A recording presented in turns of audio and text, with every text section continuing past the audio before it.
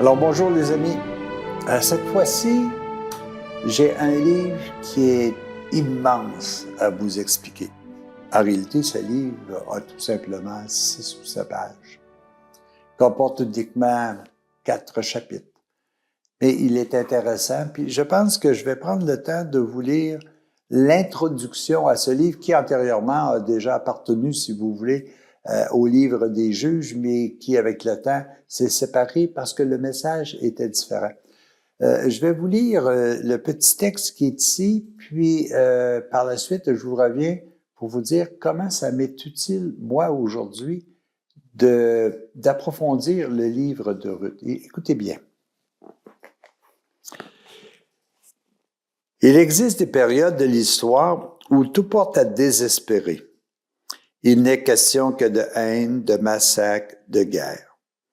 Les personnes sont comme emportées dans une tourmente qui les dépasse et les dresse les unes contre les autres. Les hommes sont-ils donc condamnés pour toujours à s'exclure et à se déchirer? Et bien souvent, on peut regarder la vie que nous vivons aujourd'hui, puis il me semble que ça ressemble à ça un peu. Soudain,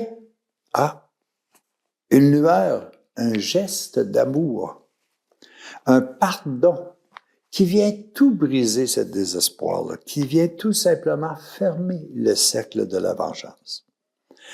Histoire sans doute ridicule aux yeux de celui qui n'entend considérer que les événements importants de l'évolution humaine.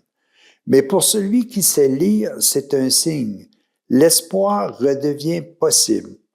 L'humanité survit au cœur de l'homme, alors demain, peut-être, tout sera beau.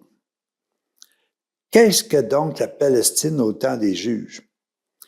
Si l'on s'en tient au récit de ce livre, le pays n'est que violence, razzia, vengeance, sang. C'est la lutte inexpiable entre races se disputant un même sol. Et soudain, un oasis de paix, l'histoire de Ruth. Une famille de Bethléem qui était d'origine de par l'époux de la lignée royale, s'est expatriée au pays de Moab, dans un pays étranger.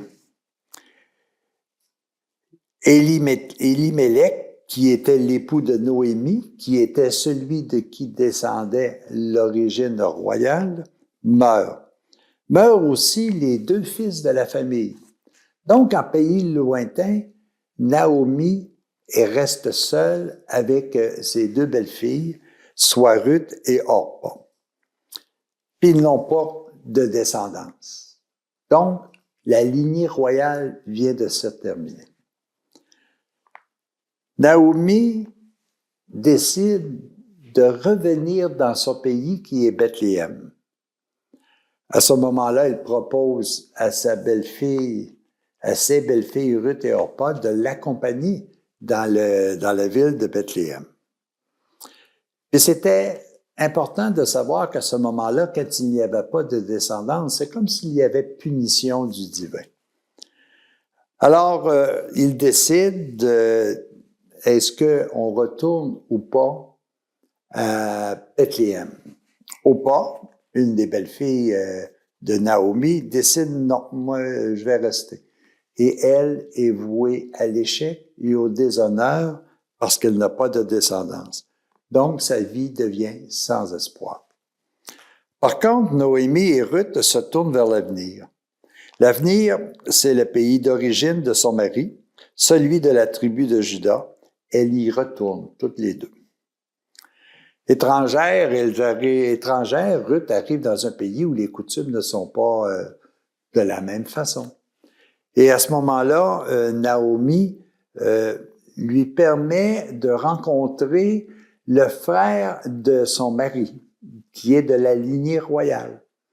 Et à ce moment-là, eux s'entendent bien ensemble et finalement, ils s'épousent.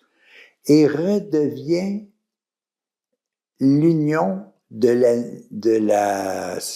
la descendance royale de par Ruth, qui est une étrangère. Et savez-vous qui va arriver à la fin de cette descendance-là? Ce sera David et finalement, ce sera Jésus le Christ. Alors, moi, qu'est-ce que ça me dit? Ça me dit qu'à l'intérieur de ça, toute personne est appelée à faire partie de la lignée royale de Dieu. Peu importe que tu sois étranger, peu importe que tu sois membre ou pas d'une tribu qui était à ce moment-là de descendance d'Abraham, tous sont appelés à venir faire unité avec Dieu.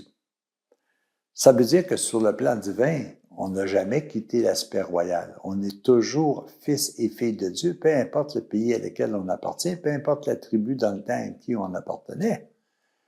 Alors, ce qui est important, c'est de voir que Dieu appelle toute personne à faire partie, je vais l'appeler de même parce que dans le temps, on les appelait de même, à faire partie de sa tribu, à faire partie de sa croyance, à faire partie de son paradis. Il s'agit tout simplement de vouloir véritablement se joindre. Et ce paradis-là a tout simplement comme définition non pas un territoire, non pas une croyance, non, tout simplement la réalisation de l'amour qui est à l'intérieur de nous, de la paix, de la joie. Toute personne est invitée, un peu comme Ruth qui était dans un pays étranger avec des coutumes qui étaient différentes du peuple juif du temps, a été appelée et définitivement, elle est devenue l'ancêtre de celui qui un jour viendra sur terre pour accomplir la mission auquel Dieu lui a confiée, c'est-à-dire remettre sa création entière sur le chemin du retour vers un bonheur éternel. Alors, les amis, c'est un petit texte de 6 à 7 pages, mais qui nous montre que tout le monde est appelé, que l'on doit toujours garder espoir, malgré les moments difficiles. S'il y a des moments difficiles, c'est parce qu'il y a une solution remplie d'espoir, de louange qui s'en vient. À nous d'accepter la situation telle qu'elle est, mais de toujours rester dans l'amour, la paix et la joie. Les amis, soyons tous un peu des Ruth, soyons un peu des Naomi. Faisons en sorte que nous puissions continuer la royauté du Dieu à l'intérieur de chacun de nous. À la prochaine.